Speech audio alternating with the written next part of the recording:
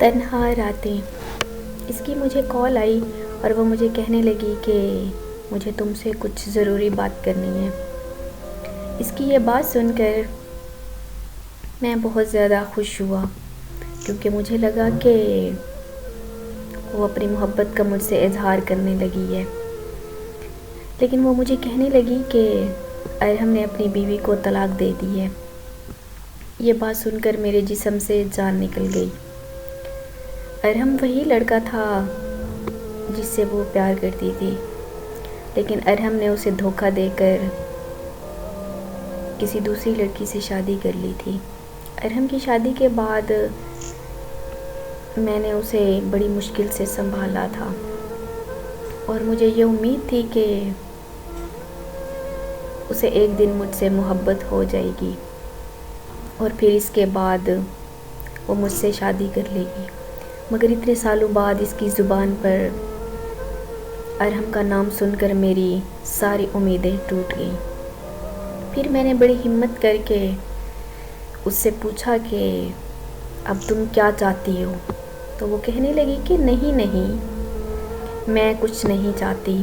پھر وہ مجھے کہنے لگی کہ ارحم کے گھر والے اس کا دوبارہ رشتہ ڈھونڈ رہے ہیں، اس نے اسے کہا کہ تم اس سے شادی کر لو۔ تو وہ کہنے لگی کہ نہیں اب ایسا نہیں ہو سکتا۔ میں نے اس سے پوچھا کہ کیوں، ایسا کیوں نہیں ہو سکتا؟ وہ کچھ دیر خاموش رہنے کے بعد مجھ سے پوچھنے لگی کہ کیا ایسا ممکن ہے؟ میں نے اسے کہا کہ جی بالکل ممکن ہے اور اس میں کوئی برائی بھی نہیں ہے۔ اور پھر وہ ارحم کی باتیں کرنے لگی۔ وہ اتنی خوش تھی کہ اسے میری آواز کا درد محسوس ہی نہیں ہوا۔ پھر اس نے یہ کہتے ہوئے خدا حافظ بول دیا کہ ٹھیک ہے میں ارحم سے بات کرتی ہوں۔ اس کی کال بند ہو گئی اور پھر وہ رات مجھ پر قیامت جیسی گزری۔ وہ رات میری زندگی کی سب سے دردناک رات تھی۔ اس رات کے بعد مجھے کبھی بھی اس کی کال نہیں آئی اور نہ ہی مجھ میں اتنی ہمت تھی کہ میں اسے کال کرتا۔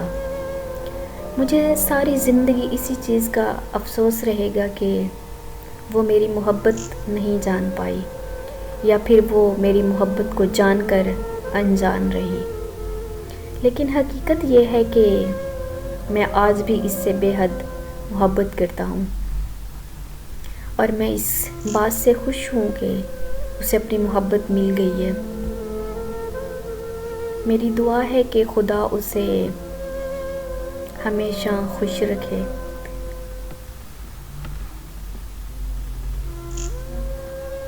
ایسی مزید کہانیوں کے لیے میرے چینل کو سبسکرائب کریں، اور اگر آپ کی کوئی ویڈیوز ہیں تو آپ مجھے میسنجر پہ سینڈ کر دیں۔